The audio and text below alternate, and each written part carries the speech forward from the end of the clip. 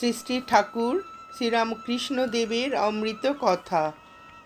প্রথম থেকেই নরেনের প্রতি ঠাকুরের ভালোবাসা ছিল সীমাহীন। নরেন দক্ষিণেশ্বরে কয়েকদিন না এলে ঠাকুর এত অস্থির হতেন যে কেঁদেও ফেলতেন। একবার আমি যখন তার কাছে ছিলাম, তিনি নরেন আসছে কিনা দেখবার জন্য কখনো ঘরের গঙ্গার দিকের দরজায়, কখনো বা রাস্তার দিকের দরজায় ছুটে যাচ্ছিলেন। অবশেষে তিনি আমাকে গাড়ি ডাকতে বললেন।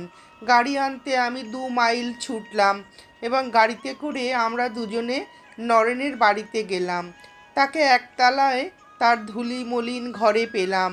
ঠাকুরকে দেখে সে স্পষ্ট বিরক্তির সঙ্গে বলে উঠল, আপনি কেন এসেছেন? আমার কাছে একজন সাধুকে এইভাবে আসতে দেখলে বাড়ির লোক কি বলবে? আসলে ঠাকুর তাকে এতটা সম্মান দেখাচ্ছিলেন বলে সে বিরক্ত হয়েছিল।